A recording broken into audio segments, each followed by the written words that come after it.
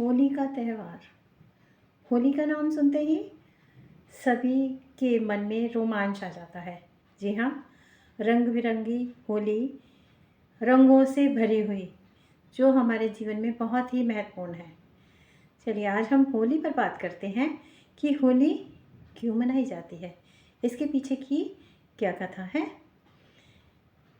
ओम नमः शिवाय। आज के अवेकनिंग में आप सबका स्वागत करती हूँ। आज हम बात करेंगे होली पर। होली के मनाने के दो प्रमुख कारण हैं। पहला कारण वसंत पंचमी जिस दिन आती है, माघ मास की पंचमी तिथि से होली का आरंभ हो जाता है। ये भगवान श्री कृष्ण और राधा रानी के साथ प्रेम का, अटूट प्रेम का संबंध को दर्शाता है।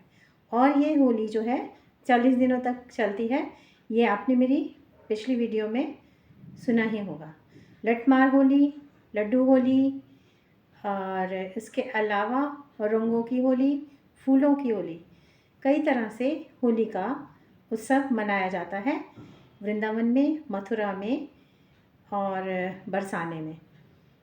यूपी में कई जगह पर तरह तरह से होली का उत्सव मनाया जाता है। और ये जो होली है, ये होलिका दहन तक चलती है। होलिका दहन के अगले दिन यानी प्रतिपदा जो है, पूर्णिमा से अगले दिन प्रतिपदा जो आती है वो चैत्र मास की, तब तक चलती है। उस दिन रंगों का खेल शुरू होता है और उसी दिन होली का समापन होता है।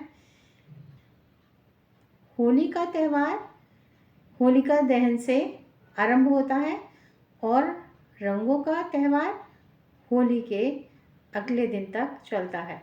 वैसे तो 40 दिनों तक चलता है। चलिए इसके पीछे का एक और मुख्य कारण है, जानते हैं।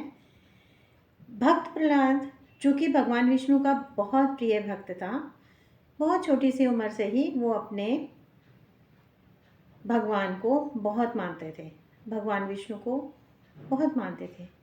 परंतु उसके पिता, जो कि हिरण्यकश्यप रहे, वो अपने आप को भगवान समझते थे।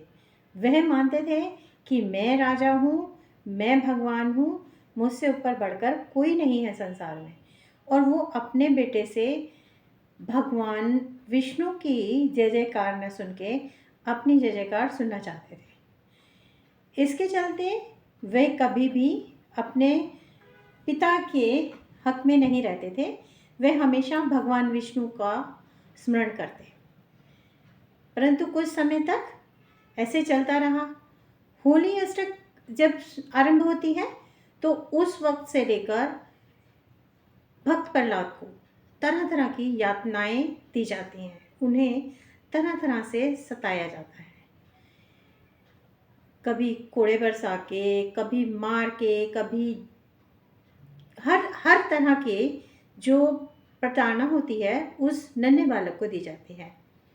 परंतु भगवान विष्णु का भक्त रहा प्रहलाद, तो जब भगवान विष्णु उसके रक्षक हैं तो उसका कौन बाल बांका कर सकता है।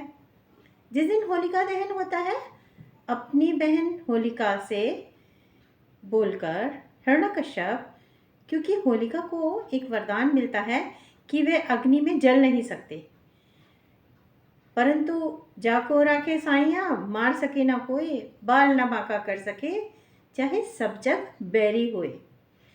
उस अग्नि में उसकी बुआ उस नन्हे बालक को लेके गोदी में अग्नि में कूद पड़ती है। परंतु भगवान विष्णु की कृपा देखिए, वह साक्षात सुरक्षित बच के बाहर निकल आता है बालक, और जिसको कि वरदान मिला होता है कि वो अग्नि से नहीं जलेगी, वही उस अग्नि में जलकर राख हो जाती है। इस तरह अच्छाई पर बुराई की विजय भी बताता है। इसलिए दो तरह से होली का सेलिब्रेशन होता है। और इन उमंग भरी रंगों की होली जो है, सभी के मन को बहुत हर्षोल्लास से भर देती है।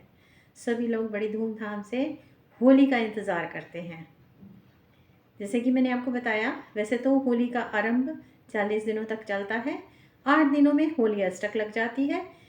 होलिका दहन के दिन ही अग्नि में जब होलिका बैठती है तो सारे नकारात्मक ऊर्जा उसके साथ ही समाप्त हो जाती है।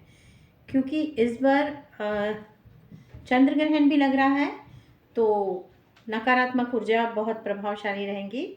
तो इन नकारात्मक ऊर्जाओं को अपने पास ना आने दें और इनसे बचने के लिए होलिका दहन के समय सम्मिलित होके माँ होलिका पर अग्नि में कुछ न कुछ समर्पित करें, जिससे कि आपके घर परिवार पर किसी की भी बुरी नज़र ना पड़े और सभी सुरक्षित रहें।